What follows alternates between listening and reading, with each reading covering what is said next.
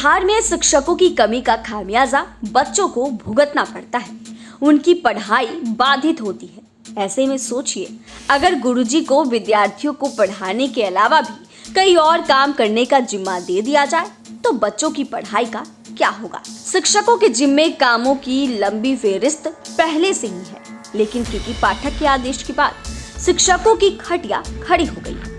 शिक्षकों के जिम्मे इतने काम हैं कि वो चैन से बैठ नहीं पाएंगे। शिक्षकों का काम बच्चों को पढ़ाना है, लेकिन बिहार के सरकारी स्कूलों के मास्टर साहब बच्चों को पढ़ाने के बजाय सरकार के कई गैर शैक्षणिक कार्यों में व्यस्त रहते हैं।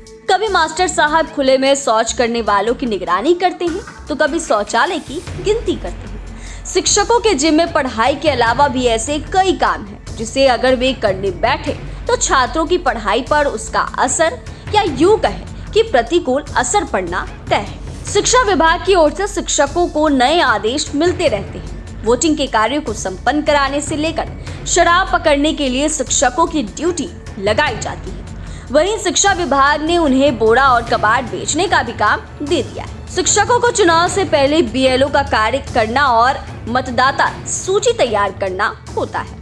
चुनाव के समय चुनाव कार्य में लगना, चुनाव संपन्न कराना उन्हीं के कंधों पर होता है। दंगा और सामाजिक तनाव के समय सामाजिक सौहार्द कायम रखने का कार्य, मिड डे मील भोजन तैयार कराना और बच्चे मिड डे मील खा रहे हैं या नहीं इसकी निगरानी करना, मिड डे मील के लिए उपयोग में लाई जाने वाली बच्चों की थाली, कटोरा, लोटा जैसे बर्तनों की गिनती करना और हिसाब रखना, मिड डे मील के लिए आने वाले खाद्यान्न खाली होने पर बोरा को बेचने का काम भी शिक्षकों का ही है। इन कामों के अलावा भी कई और काम हैं जिनमें समय समय पर मकानों की गिनती करना, जाति की गणना करना, जनगणना करना, शौचालय की गणना करना, खुले में शौच करने वालों की पहचान करना, किसी पर्व, त्योहार और मेला के समय भीड़ नियंत्रण कार्य करना, स्कूल में पढ़ने वाले बच्चों का रूटीन इम्यूनाइजेशन देखना और कराना, महामारी के समय महामारी प्रबंधन का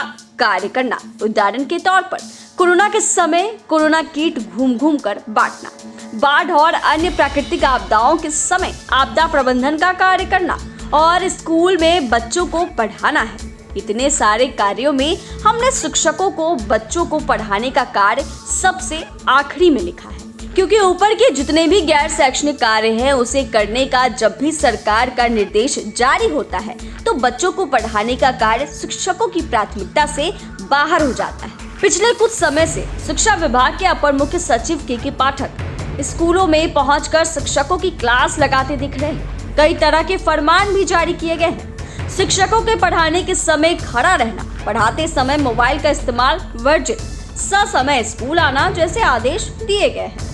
वहीं गैर शैक्षणिक कामों से पहले दूरी बनाने का आदेश आया, लेकिन बाद में के पाठक बैकफुट पर आ गए।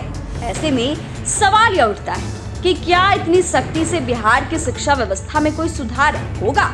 अगर शिक्षकों के पास पढ़ाने के अलावा दूसरे काम रहेंगे तो वे बच्चों की पढ़ाई पर कैसे फोकस करेंगे? सवाल यह भी उठता है कि आखिर एक शिक्षक कितने काम करेंगे? क्या इतने कामों का निर्वहन करते हुए ढंग से बच्चों को पढ़ाना मुमकिन हो पाएगा?